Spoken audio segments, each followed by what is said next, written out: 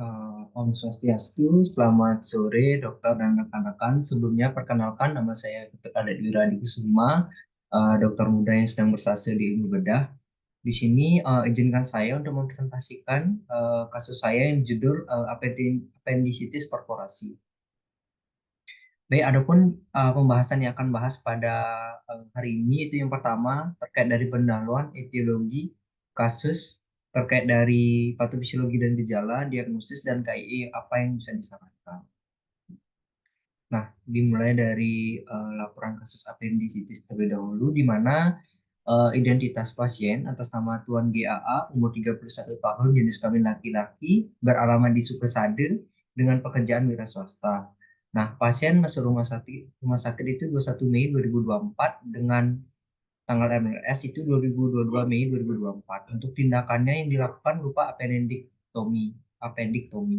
Nah, untuk tanggal jadikan kasus itu 23 Mei 2024. Baik, kita terkait dari anamnesisnya itu nyeri perut kanan bawah. Keluhan utamanya di mana riwayat penyakit sekarang seorang laki-laki berusia 30 tahun merupakan rujukan dari rumah sakit KDH, datang dengan kondisi sadar dengan keluhan nyeri perut kanan bawah sejak 6 hari sebelum masuk rumah sakit. Nyeri awalnya dirasakan pada ulu hati, kemudian menjalar ke perut kanan bawah. Nyeri rasakan memberat seperti tertusuk-tusuk dan terus-menerus. Sejak keluhan muncul, nyeri tidak berkurang, keluhan diperberat ketika pasien batuk. Pasien juga mengeluhkan badannya panas dan lemas. Pasien mengalami penurunan nafsu makan karena mual namun tidak ada muntah. Keluhan perut kembung dan trauma pada pasien disangkal. Untuk riwayat penyakit dahulu, pasien memiliki riwayat penyakit B24 on ARV sejak 1 tahun yang lalu. Di mana untuk obatan yang diberikan itu Duviral dan Nevirapid. Nah, untuk dari penyakit keluarga, keluarga pasien tidak pernah mengalami keluhan serupa seperti BAB cair maupun demam. Dan penyakit kronis seperti asma, TBC, diabetes mellitus, hipertensi, dan epilepsi di sangat keluarga. Untuk dari riwayat pribadi, sosial, ekonomi, dan lingkungan, pasien saat ini tidak bekerja. Sebelum mengalami kelemahan aktivitas biasanya, pasien membantu memasak dan membereskan rumah. Pasien tinggal bersama anak dan menantunya. Pasien tidak memiliki riwayat merokok dan minuman beralkohol. Nah, dari pemeriksaan fisik itu dari status present itu keadaan umum itu tampak sakit sedang, kesadaran E4P5M6, tekanan darah 110/70 mm R raksa dengan nadi 85 kali per menit, isi cukup kuat angkat dengan laju napas 20 kali per menit, suhu aksila 36,7 dengan paskor saat itu 7/10, di mana untuk KP real time kurang dari 2 detik. Baik, untuk dari status generalis itu dari head tidak ditemukan adanya sepal hematom dan jejas. Untuk maksilofasial dari refleks pupil positif kanan dan kiri isokor, animis konjungtiva tidak ditemukan, sklera ikteri juga tidak ada. Untuk chest spine, neck, and shoulder itu pembesaran KGB tidak ada. Dari toraks secara inspeksi, jejas tidak ada, massa juga tidak ditemukan. Secara palpasi itu nyeri tekan tidak ada, krepitasi tidak ada, massa juga tidak ditemukan. Dari perkusi cor dalam batas normal untuk pulmosonor kanan kiri. Dari auskultasi cor S1 sebelah tunggal reguler, pulmo tidak ada, S3 galop tidak ada, pulmo vesikuler kanan kiri, ronki dan wheezing tidak ditemukan. Untuk dari abdomen secara inspeksi jejas tidak ada, massa tidak ada, ditemukan adanya distensi, scar negatif. Untuk auskultasi terdengar bising usus 10 kali yang menandakan normal. Untuk dari perkusi timpani, untuk dari palpasi nyeri tekan positif yang akan dibahas pada status lokalis. Dari ekstremitas akral hangat kanan dan kiri, baik ekstremitas atas dan bawah, edem tidak ada, sinuses juga tidak ada. Baik, untuk dari status lokalis regio abdomen itu dari inspeksi jejas tidak ada, massa tidak ada, namun ditemukan distensi, scar juga tidak ada. Dari bising usus positif 10 kali per menit, di mana untuk dari perkusi timpani dari palpasi nyeri tekan pada regio kanan bawah, di mana dari McBurney sign ditemukan positif dan P-sign positif, namun yang tidak ditemukan adanya psoas sign, roping sign, Bloomberg sign, massa juga tidak ditemukan, namun ditemukan adanya depan muskular. Baik, berdasarkan dari anamnesis dan pemeriksaan fisik itu Alvarado score yang didapatkan itu dari migration of vein, anorexia, nausea, tenderness in right lower quadrant, peningkatan dari suhu, shift of the white the cell count to the left itu positif, yang dimana nanti akan ditunjukkan hasil dari pemeriksaan penunjangnya. Dimana skor yang didapatkan yaitu 7 yang menandakan appendicitis likely. Baik, untuk dari pemeriksaan penunjang, untuk mendukung tindakan dari operasi, yang pertama dari X-ray torak, itu dari hasil bacaannya, tidak terdapat malalignment, tulang tampak intak, tidak terdapat fraktur, tidak terdapat soft tissue swelling, cor, dan dalam bentuk kesan normal, di mana untuk CTR kurang dari 50%, corakan bronkopaskular normal, diafragma kanan kiri normal, sudut costophrenicus kanan kiri tajam, di mana untuk kesan cor dan pulmo tidak tampak kelainan dan tidak ditemukan adanya fraktur. Baik, dari hasil pemeriksaan darah lengkap di mana dari WBC itu tampak adanya leukositosis itu pada monosit 0,84 di mana dengan dominansi itu pada neutrofil 84,7%. Selain itu juga untuk dari platelet dan PCT masih dalam batas normal, namun pada HB-nya terdapat penurunan yaitu 9,9. Untuk dari pemeriksaan urinalis itu tampak normal, tidak ditemukan adanya bakteri dan tidak ditemukan adanya darah dalam pemeriksaan urin. Baik, selanjutnya pemeriksaan penunjang yang membantu untuk menegakkan diagnosis itu USG abdomen. Berdasarkan hasil bacaan itu ginjal kanan yang terutama ukuran normal, ekogenitas tampak normal, tidak tampak hidronefrosis, massa, nefrolithiasis atau cairan abdominal pada perinefrik. Untuk ginjal kiri normal, ekogenitas ginjal tampak normal, tidak tampak hidronefrosis, massa, nefrolithiasis ataupun cairan abdominal pada perinefrik. Untuk dari bladder terisi cukup untuk debris positif. Dari prostat ukuran dalam bentuk batas normal di mana untuk volumenya 9 cc tidak tampak lesi patologis. Untuk dari right lower quadrant itu tampak lesi irregular batas tak tegas hypoechoic vaskularisasi di perifer terukur 2,2 kali 2 kali 1,7 cm di regio right lower quadrant disertai fat stranding dan cairan bebas di sekitarnya. Untuk kesan periappendicular abscess sugestif appendicitis perforasi, yang kedua ada sistik, yang ketiga adalah ginjal bilateral dan prostat tak tampak kelainan. Baik, sehingga diagnosis yang ditegakkan itu adalah appendicitis akut dengan perforasi, di mana untuk diagnosis penyerta adanya anemia plus B24. Baik, untuk dari tindakan yang dilakukan itu di mana untuk dari terapi awal saat di IGD itu diberikan IVFD NaCl 0,9 selama 20 TPM, dipasang DC dan NGT dekompresi. Yang ketiga ada ceftriaxone 2 kali 1 gram IV, paracetamol 3 kali 1 gram, omeprazol 2 kali 40 mg, transfusi VRC 1 kop. Nah, untuk terapi definitif itu dilakukan appendektomi elektif dilakukan pada tanggal 26 Mei 2024. Nah, pada gambar ini merupakan gambar durante op dari appendicitis dan ini post op selama penanganan di Rumah Sakit RSUD Buleleng. Baik, untuk dari tata laksana operasi itu di mana berdasarkan dari laporan operasi, pasien dalam posisi supine dengan general anestesi, dilakukan prosedur aseptik dan antiseptik, area operasi dipersempit dengan duk steril. Yang keempat, insisi medial laparotomi abdomen hingga lapisan subkutis, lemak, fascia otot hingga peritoneum.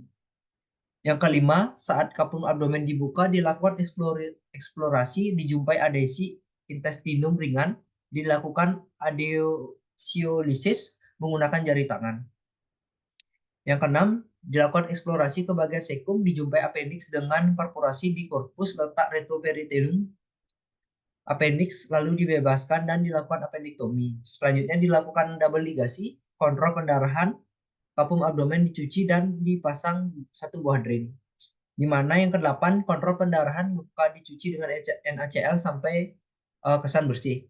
9, luka operasi dijahit kembali lapis demi lapis dan operasi selesai. Baik, ini terkait dari follow up pasien saat setelah operasi itu nyeri luka pada bekas operasi.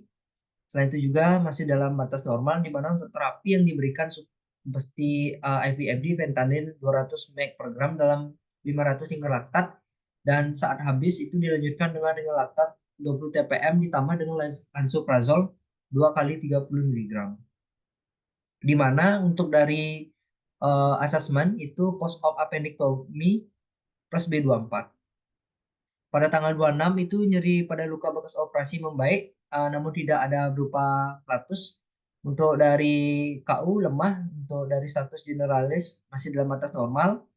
Untuk dari regio abdomennya itu tanpa adanya scar dengan bekas luka operasi tertutup dan baik. Dari bising usus masih dalam batas normal, timpani untuk nyeri tekan positif karena bekas post op.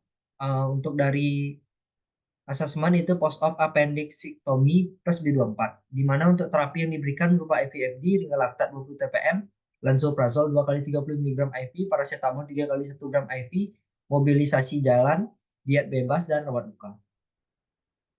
Pada tanggal 27 itu nyeri pada luka bekas operasi sudah tidak ada. Untuk keadaan umum baik, di mana status generalis dalam batas normal. Untuk dari terapi itu diberikan berupa diet bebas, diinfus dibuka, dan di mana pasien dipulangkan dan untuk dirawat luka pada tanggal 1 Juni 2024. Baik, untuk tinjauan pustaka terkait dari apendisitis perforasi itu yang pertama kita akan membahas terlebih dahulu bagaimana dari regio abdomen. Nah, kita tahu sendiri bahwa secara anatomi itu abdomen dibagi menjadi 9 regio. Salah satunya pada organ appendix terletak pada right iliac region, dan di mana kapum abdomen dilapisi oleh peritoneum. Secara anatomi itu kolon memiliki panjang 150 cm yang terbagi menjadi 4, ascending, transversal, descending, dan sigmoid. Di mana untuk kolon itu sendiri divaskularisasi oleh superior mesenteric artery dan inferior mesenteric artery. Nah, dari bentuk appendix piriformis secara anatomi merupakan organ yang berada di ujung cecum yang dapat memanjang hingga perbatasan dengan ginjal kanan atau duodenum dengan panjang 5-3 cm dengan rata-rata 9 cm. Posisi appendix biasanya bervariasi. Nah, jadi berdasarkan beberapa literatur yang saya baca bahwa frekuensi atau keseringan saat dilakukan pembedahan ditemukan posisi dari appendix itu adalah retrosacral atau di belakang sekal itu sebesar 43,5%, dan yang paling rendah ada preiliac itu 2,4%. Nah, pada gambar di sini dijelaskan menggunakan jarum jam untuk mempermudah untuk menentukan posisi dari appendix tersebut. Ya, di mana pada retrosacral itu diumpamakan berada di jam 11, sedangkan pada untuk preiliac yang paling jarang itu di antara jam 1 atau jam 2. Nah, secara fisiologis appendix itu berfungsi sebagai kontribusi dalam usus besar apabila mikroorganisme di usus besar hilang akibat dari bakteri patogen. Nah, di mana IgA dihasilkan oleh imunoglobulin secretoar yaitu GALT, GALT associated lymphoid tissue, dan merupakan konsentrasi GALT yang terbesar pada usus.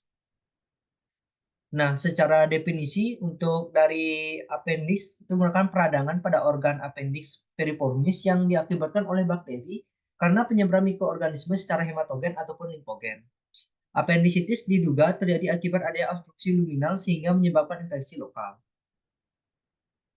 Nah, untuk dari klasifikasi appendisitis berdasarkan konsepnya itu appendisitis akut nyeri visceral yang bermanifestasi sebagai nyeri samar dan tumpul di daerah epigastrium, disertai nyeri keluhan mual, muntah, dan penurunan nafsu makan. Dalam beberapa jam akan berpindah ke titik McBurney. Sedangkan untuk apendisitis kronis dapat ditegakkan apabila ditemukan yang pertama riwayat nyeri kuadran kanan bawah paling sedikit 3 minggu tanpa alternatif diagnosa lain, gejala hilang setelah dilakukan appendektomi, ditemukan inflamasi kronis yang aktif atau fibrosis pada appendix dalam pemeriksaan histopatologi. Untuk appendicitis perforasi merupakan pecahnya appendix yang sudah gangren yang menyebabkan pus masuk ke dalam rongga perut sehingga terjadi peritonitis pada umumnya. Pada dinding appendix tampak daerah perforasi dikelilingi oleh jaringan linfotik. Secara epidemiologi, itu appendicitis akut setiap tahun terjadi 233 per 1000 orang, yang dimana hasil penelitian di RSUP Sanglah pada tahun 2018 didapatkan dari 110 diagnosis klinis appendicitis tertinggi ditemukan appendicitis akut dan 20 dari 30% dari 100 yang ditegakkan merupakan adanya berupa perforasi. Nah, untuk dari etiologi sendiri itu dibagi menjadi dua. Untuk appendicitis itu ada obstruksi lumen appendix dan infeksi bakteri. Yang pertama dari obstruksi lumen appendix itu penyebab obstruksi paling sering adalah P. coli sehingga dapat menyebabkan kongesti vaskular dan iskemik nekrosis sehingga terjadi infeksi. Yang kedua infeksi bakteri yang sering terjadi pada appendicitis aerob merupakan bakteri anaerob seperti E. coli, Lactobacillus sp yang menyebabkan adanya appendicitis. Baik, secara patofisiologi berdasarkan dari Calgary bahwa appendix ini dapat terjadi karena yang sudah dijelaskan itu berupa adanya obstruksi lumen. Nah, obstruksi lumen ini dapat disebabkan adanya fekalit, fibrosis, neoplasia, benda asing, ataupun limpa pada anak kecil. Nah, ketika ada sumbatan pada lumen, itu akan menyebabkan appendix mengalami distensi atau pembesaran dan menyebabkan spasme. Nah, ketika appendix ini mengalami spasme dan distensi, itu akan meningkatkan tekanan pada lumen dan menurunkan laju darah ke appendix. Sehingga ketika jaringan tersebut mengalami kekurangan darah akan menyebabkan iskemia, sehingga appendix itu akan mengalami kehilangan dari struktur integrity. Nah, ketika mengalami iskemia tersebut, bakteri akan menginvasi appendix dan menginvasi dari dinding appendix yang menyebabkan ada inflamasi dan nekrosis. Nah, di mana ketika appendix yang tadi dijelaskan itu mengalami distensi akan menimbulkan gejala-gejala yang sangat khas karena mengenai pada simulasi pada autonomic nervus T9 dan T10 berupa adanya DUL, crampy diffuse periumbilical pain atau nyeri pada daerah umbilical. Nah, selanjutnya ketika mengalami infeksi bakteri, itu menyebabkan adanya iritasi pada peritoneum dan menimbulkan stimulasi berupa nyeri somatis. Di mana nyeri somatis ini adalah nyeri vokal, intens, dan nyerinya itu dirasakan pada pojok kanan bawah. Dan pada hasil pemeriksaan itu akan berupa nilai rebound tenderness positif. Nah, jika tindakan ini tidak dilaksanakan atau tidak dilakukan berupa tindakan definitif, itu akan menyebabkan adanya perforasi pada kolon yang dapat menyebabkan juga berupa kematian.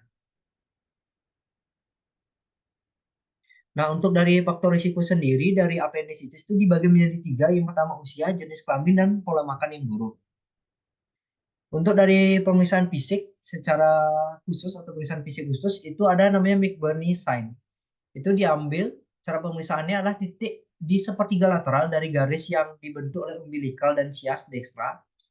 Dan dari sepertiga itu ketika kita tekan dan pasien merasakan nyeri maka McBurney dikatakan positif. Selanjutnya ada roving sign, itu nyeri di daerah appendix saat ditekan adalah kuadran kiri bawah maka roving sign positif. Nah, ketika yang kita tekan perut bagian kiri bawah, namun nyeri yang dirasakan pada bagian kanan bawah itu menandakan roving sign positif. Selanjutnya ada rebound tenderness atau Brandberg sign. Itu pemeriksaannya adalah menekan abdomen kanan bawah sedalam mungkin, lalu tiba-tiba kita lepaskan secara tiba-tiba. Jika rebound tenderness positif menandakan nyeri. Nah, selanjutnya ada pemeriksaan Alvarado score yang tadi dijelaskan seperti pada gambar di samping, merupakan skor-skor atau penilaian yang digunakan untuk menentukan dari appendicitis. Untuk dari pemeriksaan penunjang itu penunjang bisa digunakan itu adalah WBC, C kreatin protein atau CRP perlu dilakukan karena apendisitis lebih mungkin terjadi pada pasien dengan leukositosis atau CRP 10, lebih dari 10 mg per desiliter dengan polimolinuklear atau PMN itu lebih dari 75%. Untuk pemeriksaan penunjang yang pertama ada USG, CT scan, bisa MRI. Nah, untuk diagnosis banding yang memang mirip dengan gejala-gejala seperti apendisitis itu ada gastroenteritis, Crohn disease, pyelonephritis, torsio ovarium, kehamilan ektopik, penyakit radang panggul. Untuk tata laksana secara operatif, itu kita akan membagi menjadi pre-op dan durante op. Nah, untuk persiapan pre-op itu mempertahankan status cairan dengan kristaloid intravena. Yang kedua, antibiotik untuk mencegah komplikasi infeksi, luka, dan abses intraabdomen post-op. Di mana dapat berikan berupa dosis tunggal, itu antibiotik cefotetan 2 gram IV atau cefoxitin 2 gram IV. Saat durante op atau selama proses operasi berjalan, appendektomi dapat dilakukan dengan dua metode, open appendektomi atau dibuka perutnya, atau menggunakan laparoskopi dengan bantuan kamera untuk melihat dari dan memotong pada appendektominya. Untuk tata laksana untuk post op itu tentu mobilisasi gerak dan kontrol luka post op, di mana melihat dari bagaimana evaluasi dari luka saat setelah pembedahan dan melihat tanda-tanda apakah ada berupa tanda-tanda infeksi. Untuk tata laksana non operatif atau ada beberapa pertimbangan untuk tidak dilakukan pembedahan pada pasien apendisitis itu di mana satu gejala yang pendek, kedua apendisitis tanpa komplikasi dan pekalit, yang ketiga hasil dari CRP kurang dari 60 mg per desiliter, leukosit itu kurang dari 12 kali 10⁻9 per liter, usia kurang dari 60 tahun dengan skor Alvarado kriteria ringan. Nah, di mana untuk dari konsep non operatif ini itu adalah pengobatan non operatif biasanya diberikan berupa antibiotik. Pengobatan ini merupakan pengobatan yang baik dan aman terutama pada kasus apendisitis tanpa adanya komplikasi. Nah, untuk dari komplikasi dan prognosis itu dari komplikasi secara general, tentu jika tindakan ini atau apendisitis tidak ditangani dapat menyebabkan adanya perforasi appendix, peritonitis, dan tentu adanya absen recurrence. Selanjutnya untuk komplikasi setelah dilakukan operasi atau jika dilakukan tindakan itu pertama infeksi pada daerah luka operasi, pendarahan, trombosis vena dengan abses intraabdominal. Nah, dari tindakan yang dilakukan untuk dari prognosis pasien itu adalah dubia abdomen, artinya pasien mengalami perbaikan setelah dilakukan operasi. Mungkin sekian yang dapat saya presentasikan terkait CBD pada hari ini. Daftar pustaka yang saya gunakan dapat di-scan pada berikut untuk menyusun dari teori appendicitis. Mungkin sekian yang dapat saya sampaikan. Untuk itu saya izin kembalikan kepada Dr. Muhammad. Terima kasih.